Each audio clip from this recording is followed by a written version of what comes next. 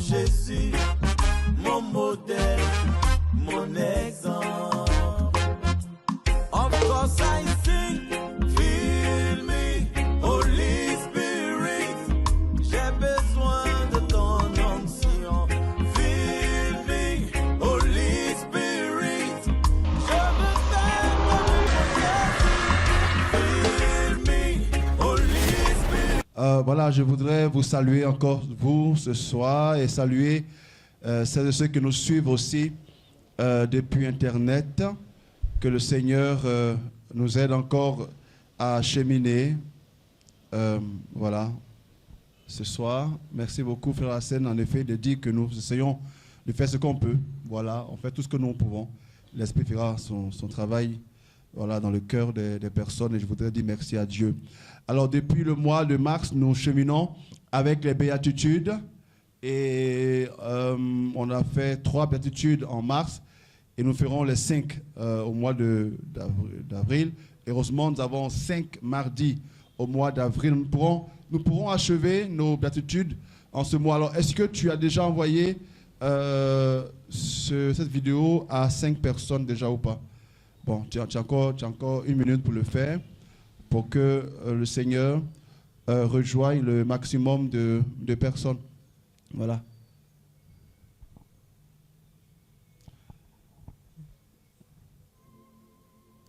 Le thème de ce soir est tiré de Matthieu, le chapitre 5, le verset 7. C'est la 5e béatitude, si je ne me trompe. La 5e béatitude. Heureux les miséricordieux, car ils obtiendront miséricorde. Heureux les miséricordieux, car ils obtiendront miséricorde. Frères et sœurs, plusieurs fois j'ai affirmé ici que la vérité de ce que nous disons porté en notre cœur est vérifiée par nos épreuves, par nos adversités. En d'autres termes, ce que tu dis être, ce que tu dis avoir dans ton cœur comme qualité, va être vérifié à un moment précis de ton existence. Surtout quand tu seras appelé à continuer à vivre ce que tu portes en toi, malgré les obstacles. Et en cela, plusieurs fois, nous avons présenté nos épreuves comme étant une bonne chose, car les épreuves vérifient la qualité de notre foi, la qualité de nos qualités. Parce que sans épreuve, par exemple, nous sommes tous bons, nous sommes tous justes, nous sommes tous amoureux de Dieu et des autres. Sans épreuve, nous sommes tous des personnes de foi. Mais c'est l'épreuve qui vient vérifier si nous sommes vraiment ce que nous disons porter en nous. Et l'épreuve nous convainc nous-mêmes si nous aimons vraiment Dieu et nos frères. Tant que nous ne sommes pas éprouvés, n'est-ce pas que nous aimons Dieu? Et notre louange est forte. Mais pour une des rares fois, le Satan a eu raison dans son dialogue avec le Seigneur. Parlant de Job, le Satan a dit à Dieu, écoute Seigneur, tu fais le malin à propos de Job et tu dis qu'il t'aime. Sans doute. Mais c'est normal qu'il t'aime puisqu'il a tout ce qu'il faut, il a tout ce qu'il veut. Permets-moi simplement quelques minutes de pouvoir le tenter, de pouvoir prendre tout ce qu'il a et on verra si vraiment il t'aime ou si son amour pour toi n'est que circonstanciel. C'est une des rares fois où le diable a eu raison. Et le Seigneur lui a permis de prouver, de tenter Job. Et on a tous vu quel parcours Job a vécu. Frères et sœurs, nos obstacles sont pour nous une grâce. Voilà pourquoi l'apôtre Jacques veut dire en Jacques 1, verset 1 à 3, de prendre comme une joie suprême d'être éprouvé de toutes les sortes. Alors, ce qui vaut pour nous, frères et sœurs, vaut aussi pour le Seigneur. Nous savons tous que l'apôtre Jean dit que Dieu est amour. Et c'est vrai. Mais je crois que l'amour de Dieu est vérifiable grâce à nos épreuves de lui à nous. L'amour de Dieu est vérifiable grâce à ce que nous vivons avec lui. L'amour de Dieu est vérifiable lorsque nous sommes confrontés à des situations bizarres qui dérangent notre relation avec Dieu. Tous nous savons que Dieu attend de nous que nous recherchions et que nous vivions selon sa volonté. L'apôtre Jean dit que si nous aimons le Seigneur, nous vivrons selon ses commandements, selon ses prescriptions. Donc la preuve que nous aimons le Seigneur est que nous vivons selon ses prescriptions. Mais frères et sœurs, et Dieu aime ça. Dieu aime lorsque nous vivons selon sa prescription, selon sa loi, selon ses commandements. Mais qu'en est-il lorsque la relation entre Dieu et nous n'est pas au beau fixe? Qu'en est-il de l'amour de Dieu pour nous lorsque nous ne sommes pas ajustés à sa volonté? Quand nous ne recherchons pas sa volonté pour pouvoir en vivre, quand nous sommes loin de lui, qu'en est-il de son amour pour nous? Lorsque nous ne sommes pas les justes qu'il attend de nous, les bons qu'il attend de nous, les consacrés qu'il attend de nous, les honnêtes qu'il attend de nous, comment se comporte son amour? C'est en cela que résonnent dans nos oreilles au moins deux épisodes. L'épisode de la parabole du fils prodigue et l'épisode de la femme adultère. On sait que l'épisode, la parabole du fils prodigue, met en lumière une situation d'un fils qui s'éloigne de son père. Et cette parabole-là désigne Dieu et notre humanité. Lorsque l'être humain s'éloigne de Dieu, lorsqu'il fuit Dieu, on nous dit dans la parabole que Dieu est toujours en attente du retour de ce fils-là, ce fils prodigue. Ce qui montre que le Seigneur ne nous rejette pas en fonction de nos éloignements. Le Seigneur ne renonce pas à nous de nous aimer malgré ce que nous vivons actuellement comme situation de péché.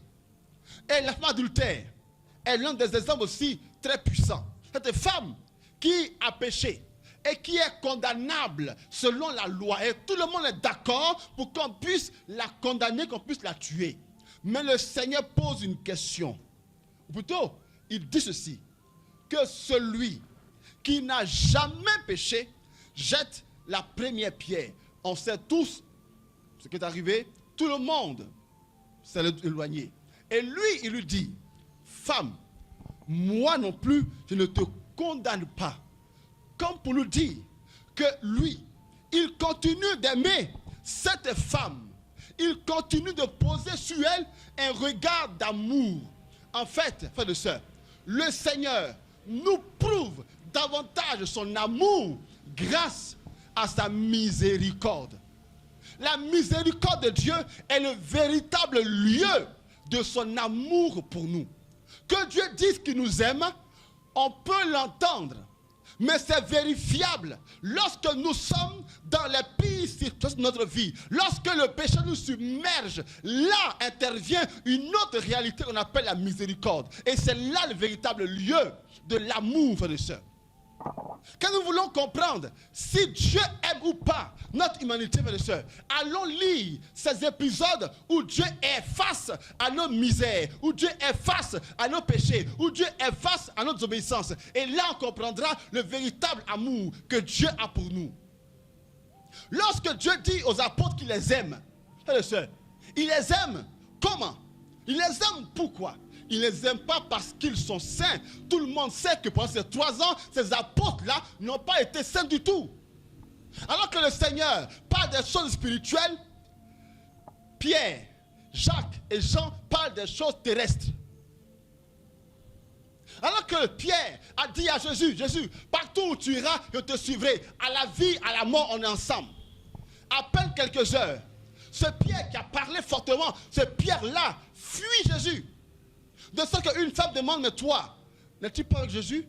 Il dit que c'est à moi. Jamais. Non, toi aussi. Il l'a renié 3 fois. Et le Christ l'avait dit, tu me renierais. Il dit, moi, jamais. Mais il a renié. Mais quand il a renié et que le coq a chanté, le Christ pose sur lui un de ses regards qui amène Pierre à pleurer. Non pas un de ses regards de condamnation, mais un regard d'amour pour dire, Pierre, je t'aime quand même. La miséricorde, frères et sœurs, est non seulement l'autre nom de l'amour de Dieu, mais est surtout le lieu véritable de l'amour de Dieu est dans sa miséricorde. Frères et sœurs, et seul Dieu possède cela. Le diable, frères et sœurs, le diable peut faire des choses comme Dieu. Le diable peut nous guérir. Alléluia. Le diable peut guérir. Le diable donne des grâces. Le diable fait que des gens se rencontrent et se marient. Le diable fait que les gens peuvent avoir du travail. Mais le diable ne peut jamais aimer au point de pardonner. Le diable est un condamnateur.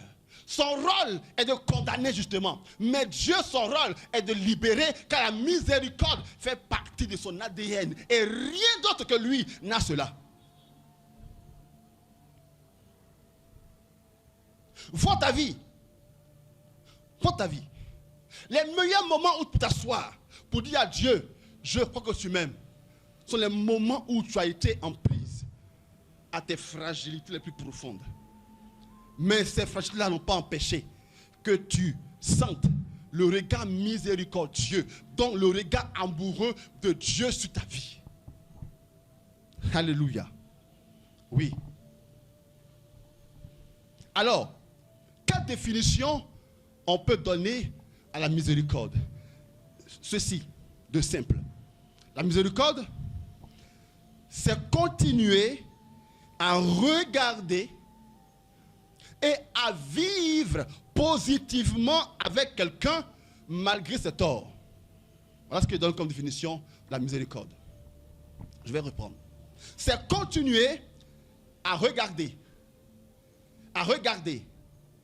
donc à considérer et à vivre positivement avec quelqu'un malgré ses torts. Ça veut dire que les torts de quelqu'un, ses travers, ses manquements, ses fragilités ne t'empêchent pas de continuer à le voir comme quelqu'un d'aimable, c'est-à-dire quelqu'un qu'on peut aimer. Ça, c'est la miséricorde. Et la miséricorde de Dieu, justement, est ce qui montre que l'amour de Dieu est vrai. Car l'amour, frères et sœurs, est inconditionnel. Le vrai amour est inconditionnel. Ça veut dire qu'il n'y a pas de condition à l'amour. Quand on aime, c'est parce que on aime. Un point, un trait. Et c'est parce que, frères et sœurs, on aime de manière inconditionnelle que justement rien ne peut conditionner mon amour. Mais si mon amour est conditionnel, justement, je vais aimer que ceux qui le méritent, ceux qui sont conformes à la condition d'amour. Ceux qui sont conformes à la condition d'amour, frère et sœur. Dieu ne nous aime pas parce que nous sommes conformes à la condition d'amour. Et si Dieu nous appelle, nous, les hommes, à aimer nos ennemis, et bien parce que lui, bien plus, aime ceux qui le prennent comme ennemis, ou se conduisent comme ses ennemis.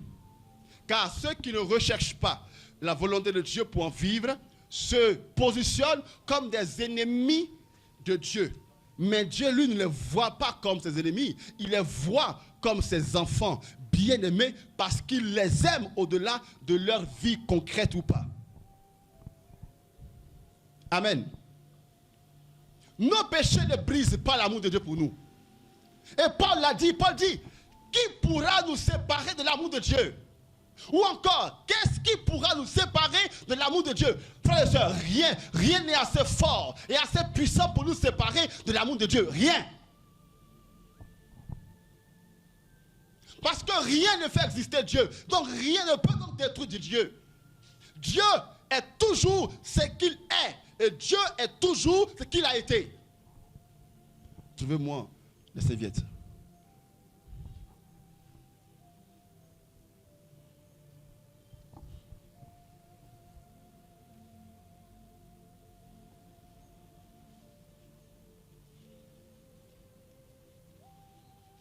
Voici, frères et sœurs, l'une des choses qui me fascine sur ce Dieu-là. Et que si j'ai à recommencer à croire en ce Dieu ou pas, frères et sœurs, je vais continuer à croire en lui.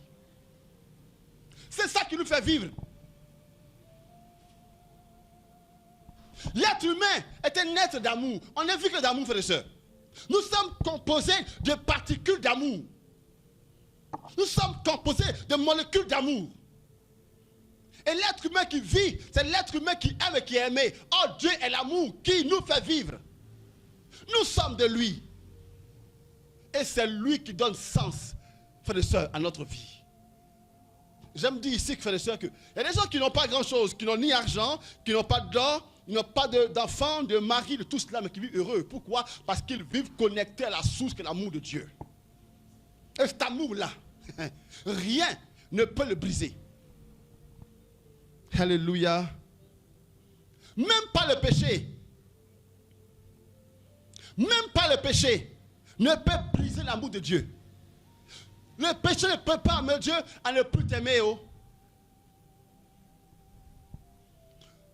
Or, il savait ceci, que Romains 3, 23.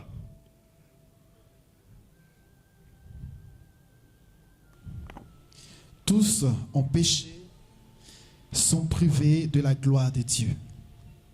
Il savait que notre condition de vie actuelle est Romains 3, 23 qui dit quoi? Tous ont péché, Et donc, sont privés de la gloire de Dieu. mieux, Romains 3, 9, 18. Écoute ceci, mieux, Romains 3, 9, 18. Mais quoi? Mais quoi? Avons-nous encore, nous juifs, quelque supériorité? Absolument pas. Non. Car nous l'avons déjà établi.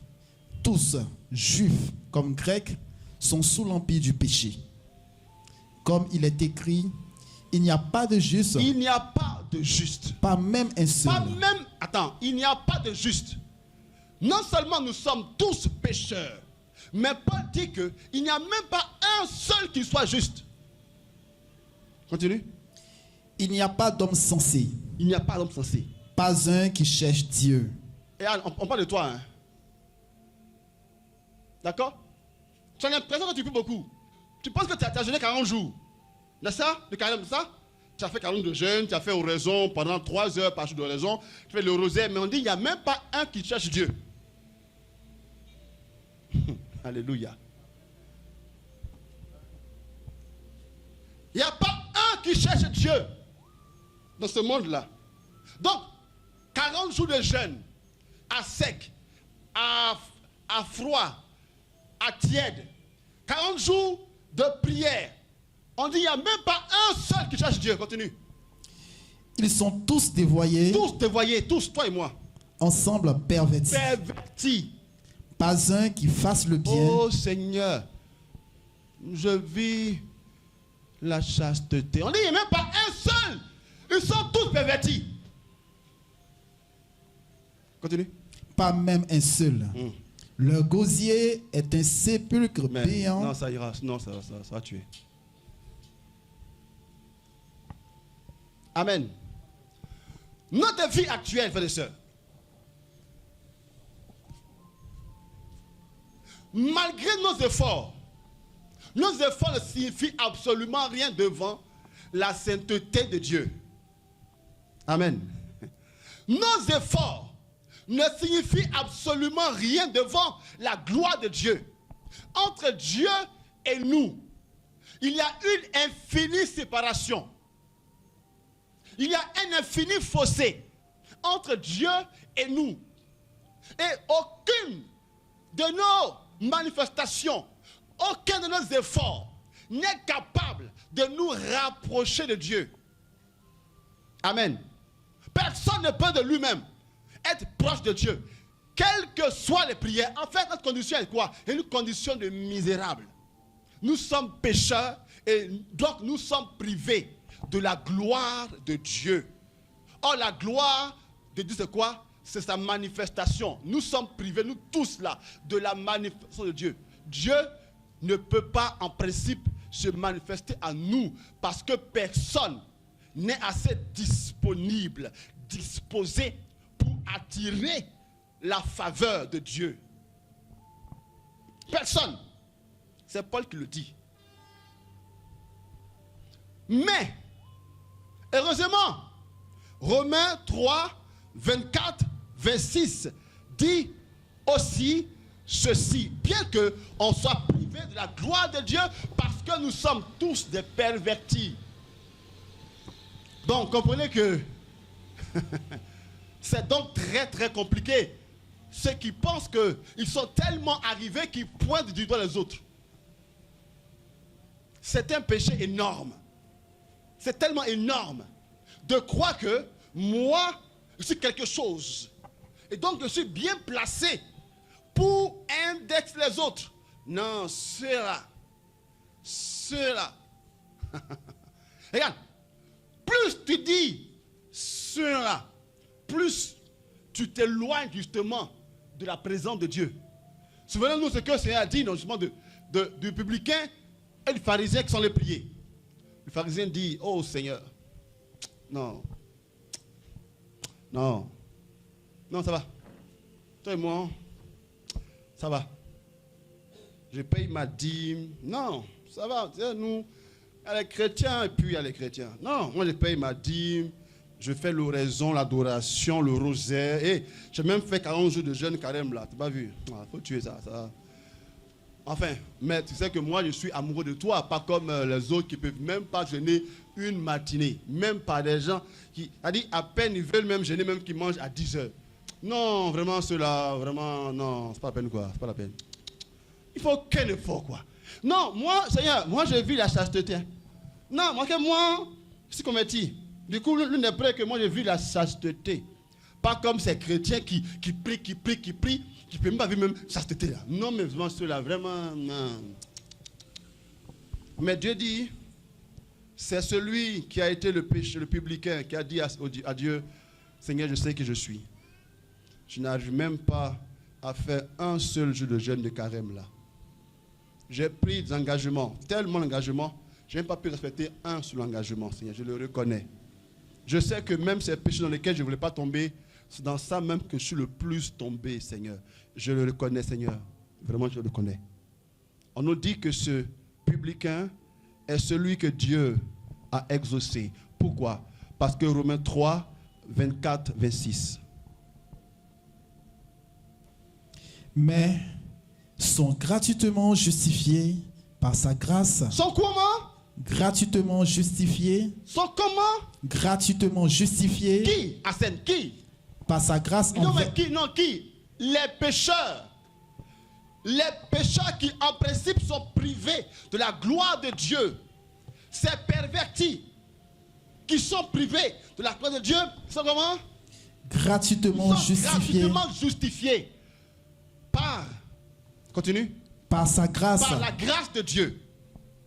Continue. En vertu de la délivrance accomplie en Jésus-Christ. Jésus-Christ. Continue. C'est lui que Dieu a destiné à servir d'expiation par son sang. Par le moyen. On va reprendre le début. mais sont gratuitement nous justifiés sommes gratuitement justifiés par sa grâce. par sa grâce, point. En principe, frères et sœurs, malgré tout, ton baptême, confirmation, mariage, ordination, consécration, temps de prière, temps de jeûne, temps de ceci, pèlerinage, rosaire, malgré tout cela, écoute-moi, personne n'est assez capable de se mettre devant Dieu pour dire je mérite quoi que ce soit. Personne. Mais ce qui fait que Dieu agit pour nous, c'est par sa grâce. La grâce qui est l'autre nom de la miséricorde. Ce qui fait que Dieu prête oreille à ta présence.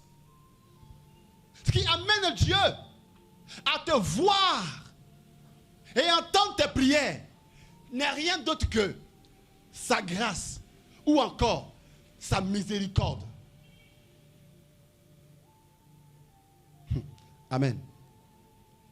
À part sa grâce, rien d'autre ne peut attirer Dieu vers toi et moi. À part sa miséricorde, rien d'autre ne peut faire que Dieu te voie. Car nos péchés nous couvrent d'obscurité. Nos fragilités nous couvrent d'obscurité. Nous sommes dans les ténèbres foncièrement. Mais heureusement que Dieu a notre principe qu'on appelle la grâce et la miséricorde. C'est ça qui fait que Dieu vient à toi, oh. Frères et sœurs, je ne suis même pas qualifié pour être là avec vous, entendez-vous prêcher. Je ne suis même pas qualifié une seule seconde. Lorsque je tends la main sur le pain et que le pain devient corps de Christ, frères et sœurs, ça n'a rien à voir avec moi, ni aucun autre prêtre. Même quand Padre Pio consacre le pain en corps, le vin en sang, ce n'est même pas dû à sa sainteté. C'est dû à la pure miséricorde de Dieu. Alléluia. Et Pierre et Jean l'ont compris. Lorsque à la belle porte, ils ont dit au paralytique, lève-toi et marche. Et que tout le monde se sont mis à les regarder. Il dit, hé, pardonnez. Ce miracle-là n'est pas dû à notre sainteté ou notre vie de prière. C'est dû à la pure miséricorde qui est liée au nom de Christ Jésus. On n'y est pour rien. Seulement on a cru en sa grâce. Et c'est la grâce de Dieu qui s'est manifestée. Quand Dieu nous bénit, ce n'est pas dû à nos efforts de sanctification. Ce n'est pas dû à nos efforts de sainteté. Ce n'est pas dû à nos efforts de consécration. Quand Dieu nous bénit, ce n'est pas pure grâce. En fait, la grâce est toujours première. La miséricorde est toujours première. Parce que Dieu est miséricordieux, que maintenant je peux prier. Amen. C'est sa grâce qui m'amène, moi, à essayer de me consacrer. C'est sa grâce, sa miséricorde qui m'amène, moi, d'essayer de prier 40 jours. C'est sa grâce qui m'amène, moi, d'essayer de jeûner 40 jours. Sans sa miséricorde, frères et sœurs, aucun effort n'est possible, ni par toi, ni par personne. Quand on comprend ça, on fait œuvre d'humilité. On fait œuvre de simplicité. Et on pose un regard simple sur tout être humain.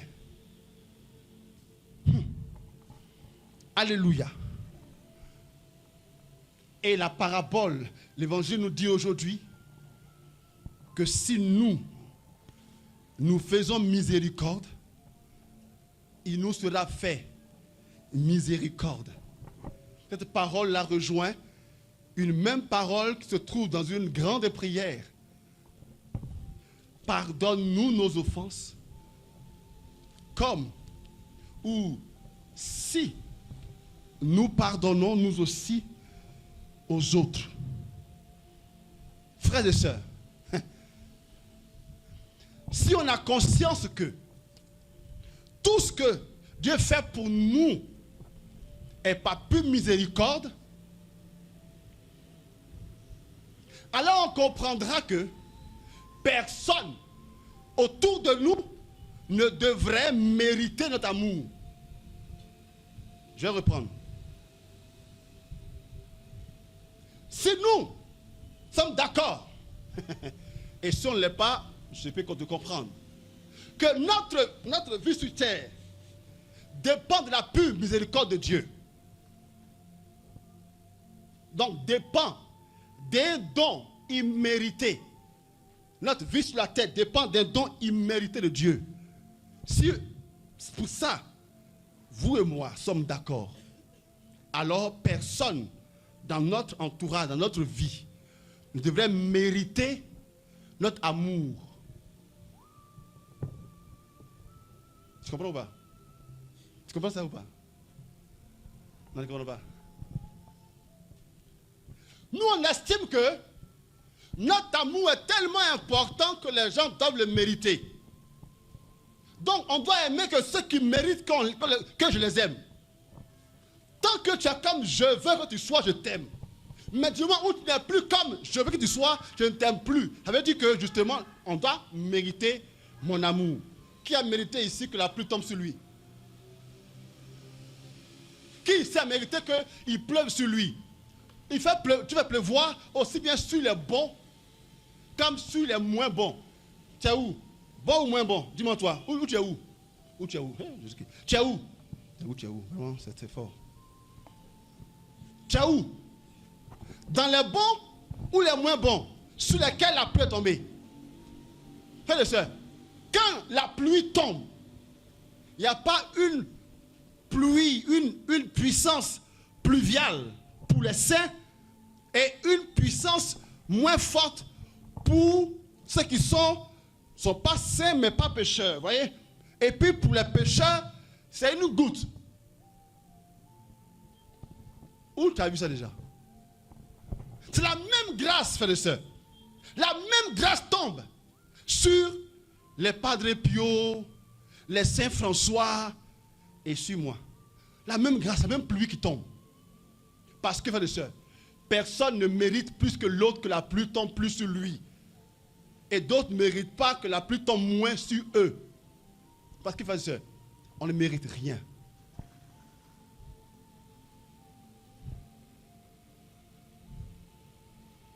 Et si on ne mérite rien, alors nous sommes appelés à ressembler à Dieu. Donc à être comme lui. Miséricordieux. Nous sommes appelés, parce que nous sommes chrétiens. Eh bien le chrétien est celui qui a conscience qu'il est fait à l'image de Dieu et à sa ressemblance. Ça veut dire que nous sommes appelés à vouloir, nous sommes appelés à incarner, à être des représentants de ce que Dieu est. Et la miséricorde fait partie de l'une des grandes choses que Dieu est et que nous aussi nous sommes appelés à être, ressembler à la miséricorde de Dieu. Mais l'autre chose qui doit nous amener à être miséricordieux est de se dire que la condition, Dieu nous dit dans cette parabole, dans cette béatitude-là, que la condition pour que Dieu puisse nous regarder, pour que Dieu pose sur nous son regard de miséricorde, la condition est que nous aussi, on soit miséricordieux. Si on ne mérite pas qu'il nous regarde, mais au moins ce regard est attiré par notre disposition de miséricorde nous-mêmes. Si nous-mêmes on a conscience d'être miséricorde au cœur de ce monde, alors Dieu peut continuer d'agir pour nous. Il peut continuer de nous faire miséricorde. Mais si on estime que nous, on ne doit pas être miséricordieux, si on estime que nous, les gens doivent mériter notre amour, eh bien là, on se met malheureusement sur le coup de la condamnation. On se met là sous le coup de la condamnation. Frères et sœurs, beaucoup nous pensons que la fornication, l'adultère, le vol sont les plus graves péchés. Mais le manque de pardon c'est attirer sur toi la condamnation divine. Amen. Écoute, le Christ nous dit que les prostituées vont nous faire quoi? Dévancer dans le royaume des cieux. Les prostituées. Il nous dit que les gangsters vont nous dévancer. Les drogués vont nous dévancer. J'ai rencontré, quand j'étais encore séminariste, en ma dernière année, j'ai accueilli un braqueur qui est venu en écoute spirituelle. Un braqueur qui braque avec son arme. Se fait écouter. Il avouait clairement que les braqueurs. Mais il est baptisé, confirmé. Hein? Voilà. Et il n'est pas fier de lui. Il n'est pas fier de ce qu'il fait. Et par respect pour la communauté, donc pour le temps de prière, il a laissé son arme au dehors. Par respect. Amen.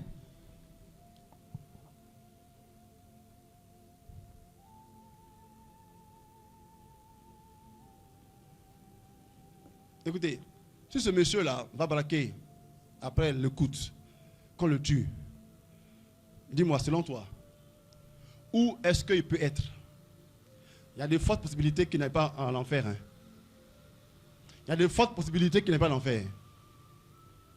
Comme le bon larron, non? Dans toute la vie, il a passé à faire du mal. Yo, si le bon larron est crucifié, c'est que vraiment sa vie a été une vie de coulée. Oui. Ce fut un coulé. Il a sûrement tué, violé, tout cela. Et on l'a mis parce qu'on mettait à la croix que les grands gangsters. Et s'il a la croix, c'est que c'est un gangster. Mais écoute, il a posé un acte de foi qui a amené le Christ à dire, aujourd'hui même, toi et puis moi, on rentre au paradis. Toi et puis moi. C'est-à-dire, la même gloire que le Christ va recevoir en tout paradis, même lui aussi, il va aussi la recevoir. Tout comme le Christ et puis l'âne. Quand l'âne entre à Jérusalem, on n'acclame pas que le Christ, on acclame le Christ et l'âne du Christ. Donc si lui, il rentre en même temps que le Christ au paradis, les mêmes acclamations qu'on fait pour lui, lui aussi, il a eu ça. C'est même pas Pierre qui a eu ça. C'est même pas Paul qui a eu ça. C'est même pas Saint Jean qui a eu ça. C'est même pas la Vierge qui a eu ça. C'est un misérable bandit, un coulé, un gangster qui a eu ça.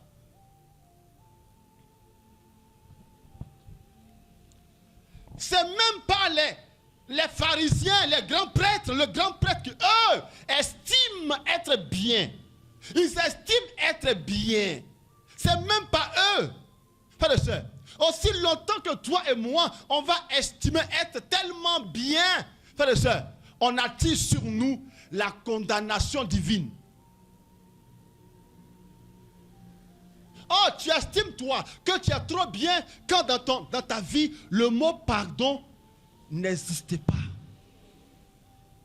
Quand dans ta vie, le mot pardon n'existe pas, tu attires sur toi la condamnation de Dieu. Oh. Si tu fermes la porte aux autres, frère, c'est que Dieu t'a fermé la porte. La pire chose qu'on puisse vivre, c'est de vivre en dehors du regard de Dieu. La pire chose qu'on puisse vivre, c'est ça. De vivre en dehors du regard de Dieu. Mais si Dieu n'est plus avec toi, tu vis comment? C'est quoi ta vie? Quel sens la vie a encore? Si Dieu qui donne sens n'est plus avec toi, c'est quoi le sens de ta vie encore? Amen. Dis-moi, quel sens ta vie a encore? Si le Dieu qui donne sens n'est pas dans ta vie, oh, on le chasse. On le chasse par notre manque de miséricorde. Écoute ceci. Matthieu 5, 23, 24.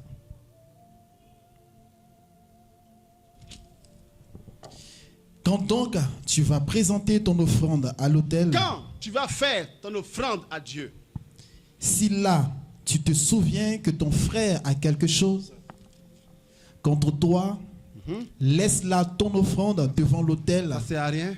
et va d'abord te réconcilier avec ton frère. Viens alors présenter ton offrande.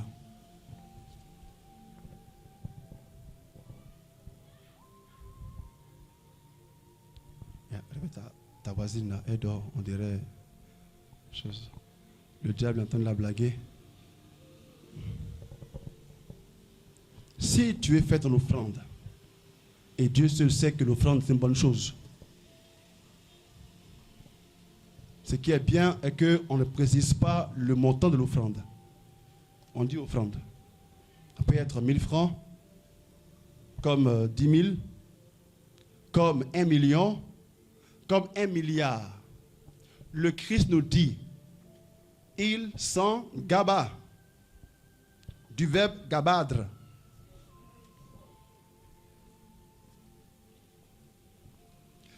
Va d'abord te réconcilier si tu penses qu'il y a un problème entre ton frère et toi. Parce que le problème entre ton frère et toi bloque la grâce de Dieu. Ça bloque tout de suite. Ça ne sert à rien. Donne tes milliards, ça ne sert absolument à rien. Va d'abord restaurer la relation entre vous. Que la miséricorde soit au cœur de ton action. Là, ton offrande prendra toute son importance. Marc 11, 25. Quand tu veux prier.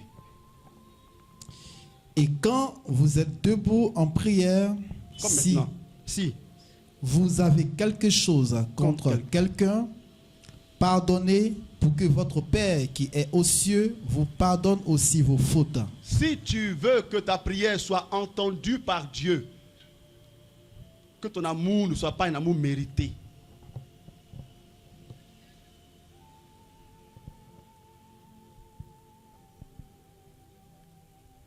Amen. Sinon, ça bloque. Oh, il y a tellement de personnes qui enferment leur propre vie. Voyez, il y a plein de prières pour lesquelles le démon dit, c'est pas moi. On l'accuse. Un jour, je pense que Satan prendra un avocat parce que Dieu, s'il te plaît, je sais, je suis mauvais. Je suis mauvais. Mais pour lui là, c'est pas moi. Aya, c'est bon, ça, c'est moi. Krotum, Nilo. Mais elle là, c'est pas moi. Il faut bien fouiller. Amen. Il y a beaucoup de nos blocages. Pardon. Ce n'est pas dû à ta grand-mère. Laissez-la en paix. Non, pardonnez. Je pense aussi qu'un jour, il y aura une association des grand-mères revendicatives de leurs droits de grand-mère innocente. Alléluia. Avoir dans sa bouche une dent ne veut pas dire qu'on est sorcier. Avoir une canne comme support ne veut pas dire qu'on est sorcier. Et même si on est sorcier, le sorcier ne peut pas avoir accès à ta vie tant que toi tu n'ouvres pas ta porte. Écoutez, nos vies sont les forteresses. Nos vies sont les forteresses. Même Dieu ne peut pas avoir accès à nos vies. Si nous, on ne lui ouvre pas, il dit, je me tiens à la porte de ton cœur, puis je frappe. Si tu m'ouvres, je rentre. Si tu ne m'ouvres pas, je ne rentre pas. Même le démon, Pierre dit qu'il est comme un lion rugissant, mais il ne peut que rôder. Il rôde et puis il cherche. Tant que tu n'ouvres pas, il rôde seulement. Car notre vie est une forteresse. Donc même le sorcier, le plus puissant, ne peut pas avoir accès à notre vie si tu ne l'ouvres pas. Oh, le manque de pardon est une ouverture béante comme ça. Va au village. Fais 40 jours de jeûne. Demande à tous les daddies du monde mondial de jeûner pour toi. C'est-à-dire, les Gérard Souli et Ferlin à Kobe, tous là réunis, ils jeûnent. D'abord, ils sont un d'abord. Et en plus, ils vont jeûner 40 jours pour toi. Ils s'en font dans un monastère. Ils jeûnent pour toi. Et toi, tu vas au village avec un manque de pardon. Écoute-moi, tu seras appétissamment mangé. C'est-à-dire, tu sens bon. Ton manque de pardon fait que tu es assaisonné avec du cume magie spécial. Et tu attires les sorciers sur ta vie. Ils vont te manger même. Tu allais entrer. Leur entrée, c'est toi.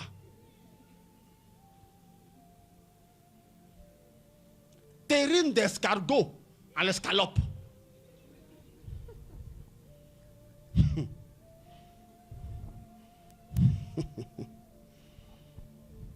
Alléluia. Ok, mon père, bon, maintenant, comment on fait pour être miséricordieux? Dieu, c'est quelle heure? 6 éléments. 6 éléments, vite fait. Comment faire pour être miséricordieux? Comment faire pour être pardon? Comment faire pour demeurer dans la grâce de la miséricorde? 1. Ne pas se sentir parfait. 1. Ne pas se sentir parfait. Car ce sont seulement ceux qui se sentent parfaits qui attendent des autres qu'ils soient parfaits. Le Père dit, il dit quoi le Père? Jean 5, 48. Soyez parfaits comme moi, je suis parfait. Le Père Dieu, il est qualifié pour vouloir de nous qu'on soit parfait. Mais toi et moi, en quoi sommes-nous parfaits pour vouloir que les autres soient parfaits? Alors, si tu estimes que tu n'es pas parfait, tu ne vas pas t'attendre à ce que l'autre le soit. Alors, si l'autre t'a blessé, si l'autre t'a trahi, c'est parce que l'autre n'est pas parfait. Amen. Et que si l'autre t'a fait ceci ou cela, toi aussi tu es capable de le faire pour d'autres personnes. Enfin, dis-moi, hein. Souvent on me dit, mais les gens sont méchants, hein? Ah non, c'est vrai, tu as raison. Ce n'est que les gens qui sont méchants. Toi, ça va. Toi, tu n'es pas méchant. Toi, tu es gentil. Hein? Toi, tu es gentil, c'est ça? Non, mais les gens sont jaloux, quoi. Ouais, c'est vrai. Ce n'est que les autres qui le sont. Toi, ça va. Tu n'es pas jaloux. Toi, tu es cool. C'est ça, hein? Dieu te voit. 2. Être convaincu que tout ce qu'on fait de bon, nous, est par pure grâce de Dieu. 2. Être convaincu que tout ce qu'on fait de bon n'est que par pure grâce. Ça veut dire quoi? Si toi tu estimes que tu ne trahis pas les gens comme ils l'ont fait pour toi, eh bien c'est par pure grâce que tu arrives à ne pas trahir les gens. Si tu estimes que on t'a blessé, écoute, sache que c'est par pure grâce. Si toi tu réussis aujourd'hui à ne pas les blesser, c'est par pure grâce. Donc si c'est par pure grâce là, tu dois poser un regard de simplicité sur ceux qui blessent d'autres. Demandons à Jésus, à la croix, pour qu'il arrive à pardonner à ses bourreaux, pour qu'il arrive à pardonner à ceux qui sont en train de le tuer. Il dit à son Père, Père, pardonne-leur parce que leur problème est que ils ne savent pas ce qu'ils font. Le Christ les justifie. Il les justifie. Comme pour dire que s'ils savaient ce qu'ils faisaient, si la grâce de ne pas faire ce qu'ils font là leur avait été donnée, ils n'auraient pas fait ça. Nicodème a eu la grâce Nicodème n'a pas été parmi ceux qui ont connu Jésus. Même l'autre, Gamaliel aussi. Gamaliel n'a pas été comme les gens. Lui, il a eu la grâce, il a compris. Donc, si la grâce est donnée à ceux qui nous blessent, si la grâce est donnée à ceux qui nous mentent, ils ne vont pas nous mentir, nous blesser, toutes ces choses-là. Mais si moi, j'arrive à le faire, ce n'est pas plus grâce de Dieu. Alors, si je réussis à poser sur l'autre un tel regard de compréhension, j'aurai du mal à lui en vouloir plus que ça. Alléluia. Est-ce que je comprends ou pas?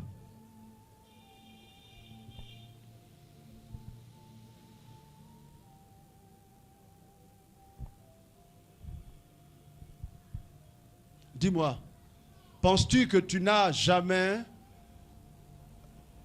fait de mal à quelqu'un? Tu n'as jamais menti à quelqu'un? Tu n'as jamais volé quelqu'un? Tu n'as jamais trahi quelqu'un? Si tu l'as fait, enfin, qui n'a jamais fait? Ça peut arriver, hein?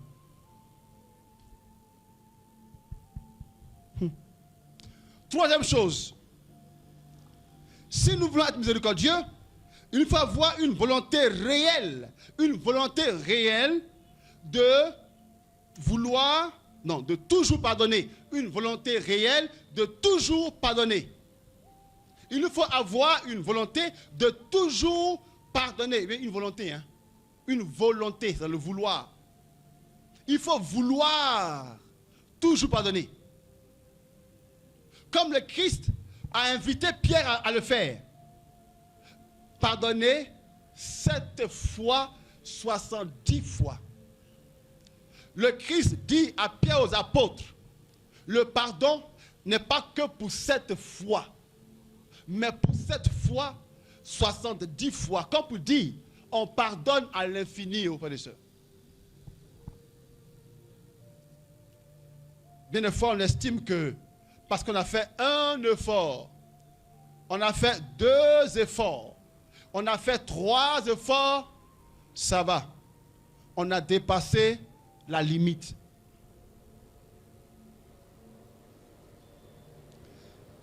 Mon frère, ma soeur, sais-tu combien de fois Dieu, pour toi, a dépassé les limites? Pour toi, il te pardonne 7 fois, 1000 fois. Pour nous, au moins, c'est 70 fois. Mais pour toi, c'est 7 fois, 1000 fois qu'il te pardonne. Nous sommes même à la confession. Et on ment même au prêtre à qui on se confesse. Non, excuse-moi. Allez, mon père, ça fait 5 mois que je confessé. Et puis, je m'accuse de ceci. J'ai menti. J'ai volé. Et le père attend la suite. Bon. Et comme il y a une panne, il se dit que c'est une panne technique. Que le frère ou la soeur est en train de regretter, de pleurer ses péchés, donc a du mal à s'exprimer. Et donc, il se dit, ça va aller, ça continue. Il dit, non, c'est fini. Aïe. Mon fils, tu veux dire à moi, et puis à toi et à Dieu, qu'en 5 mois, tu n'as que volé et menti. Je veux bien le croire. Mais toi et puis moi, et puis le monde mondial sait que ce n'est pas vrai. Non. Allez, tu mens même allez, le coin même où on doit même tu mens là-bas. Donc, dis-moi. Mais Dieu, il est trop bon. Du coup, il dit, bon, c'est pas grave, hein, je prends. Il sait que tu mens. Mais il dit, bon, au moins, il a fait l'effort de venir s'asseoir là. Donc, juste pour ça, je prends. Amen. Mais moi, je suis dans une zone où on se confesse en ce nouveau. Je ne comprends pas ce qu'elles disent. Je dis, tu as pardonné. C'est qu'elles disent quoi? Je ne comprends pas si elle est en train de me dire, mon père, toi tu es mauvais. Je ne comprends pas ce qu'elles disent. Mon père, toi là, je te guette. Toi, tu ne me plais pas. Il dit, ah bon? Je te pardonne tes péchés. Quelqu'un dit quoi? Mais Dieu prend tout ça. Il sait qu'il prend tout ça. Personne n'est sincère dans la confession. Personne. Comment? On dit, le juste pêche 7 fois par jour. Ah, c'est le juste. Toi, c'est où ça? Ah, t'es dans quel domaine? Donc, si le juste pêche 7 fois par jour, un jour, 7 péchés, fois 7, avec 14 par semaine. Non, 49 par semaine, fois 4, fois 5. Elle dit, pour toi seul, là, le prêtre doit prendre une journée pour t'écouter. Mais par miséricorde de Dieu, il fait comme si tu es sincère. Il prend. Parce que Dieu, là, s'il veut nous écouter, et t'écouter, et s'écouter, toi et moi, mais il nous écrase en quelques secondes. Mais il fait comme si on est gentil, comme si on est sincère. Il dit, bon, c'est bon.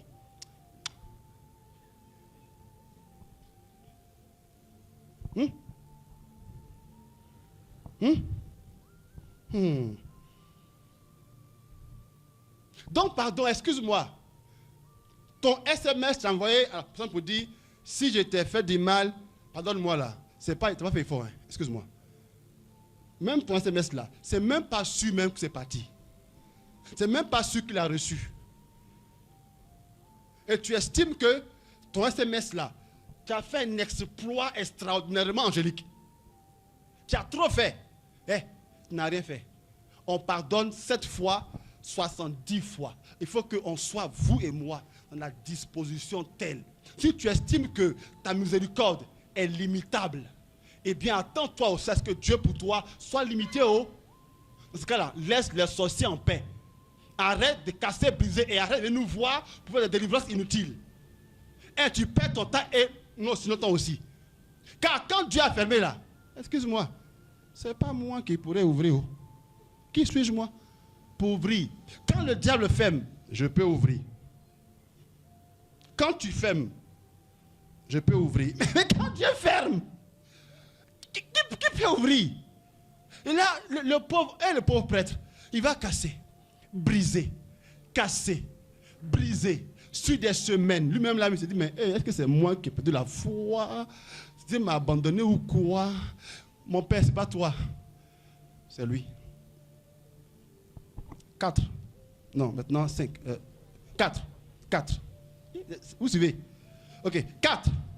Priez pour trouver la force de pardonner même quand c'est dur. Priez, parce que, en effet, je peux comprendre que des fois c'est dur. Non, ça c'est sûr. Il y a des fois c'est très compliqué. Ça, je le sais. Quand tu as un meilleur ami qui t'encourage à ce que tu laisses ton mari parce qu'il est mauvais, quand elle t'encourage à le laisser, et puis quand tu le laisses, elle chante. Quand quelqu'un laisse, quelqu'un prend. Ah, ça là, c'est dur en effet. C'est très dur. Je comprends. Mais écoute-moi, ne laisse même pas ta meilleure amie casser ta relation avec Dieu. Ce n'est pas elle qui est en cause. C'est le monsieur qui est en cause. Ce n'est pas elle. Ne laisse même pas ni ton ex-mari, ni ton ami bloquer ta vie avec Dieu. Continue ton chemin. Écoute, j'aime dire ceci. Sarah, la femme de Tobias, elle a eu 7 maris avant qu'elle ne croise Tobias. Les 7 sont morts à cause d'un esprit de nuit. D'accord? Mais un jour, l'ange Raphaël, Raguel, a dit à Tobias, Tobias, n'aie pas peur de la prendre, car c'est toi que Dieu, depuis toujours, a préparé pour elle. Elle avait dit que les 7 qui sont morts là, ce n'est pas eux. Alléluia. Donc il faut que eux tous là puissent dire pour que ce que Dieu a prévu se manifeste. Alléluia.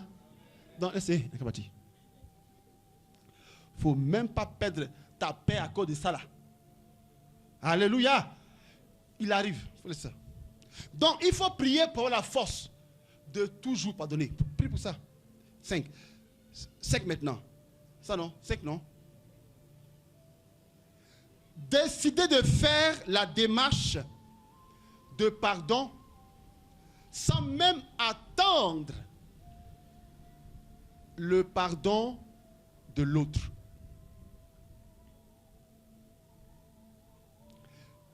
décider d'offrir le pardon sans même attendre la démarche de pardon de l'autre. Et ça, c'est un problème. Hein? Beaucoup attendent que ceux qui m'ont offensé viennent vers moi.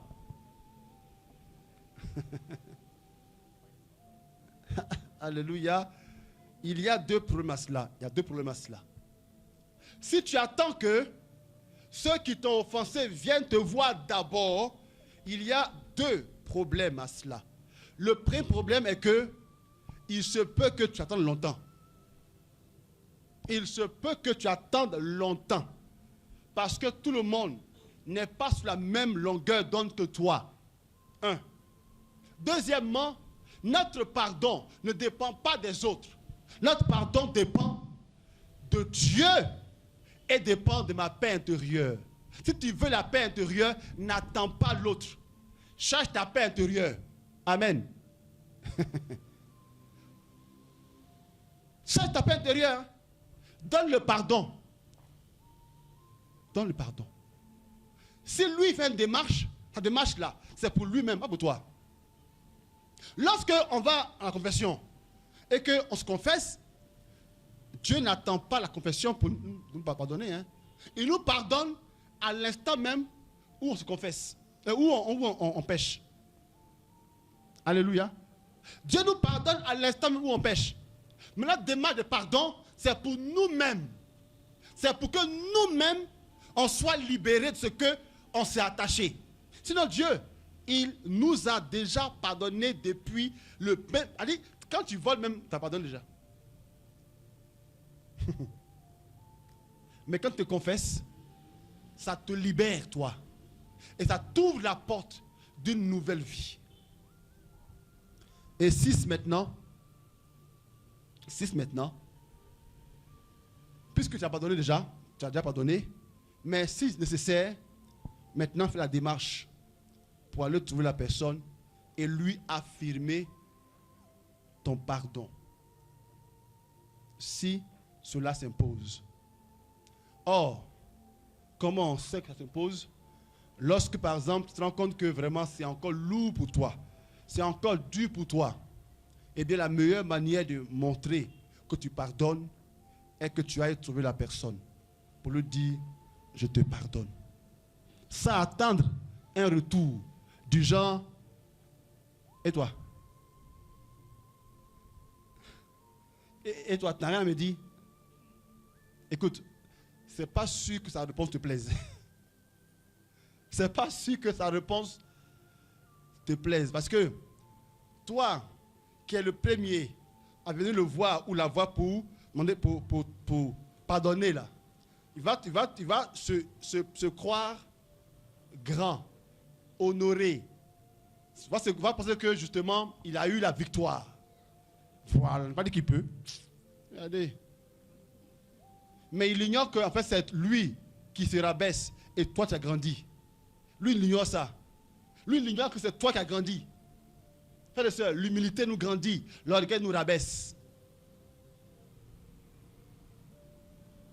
Point final. Si tu as compris cela, eh bien maintenant, on va se mettre debout pour prier le Seigneur. J'ai besoin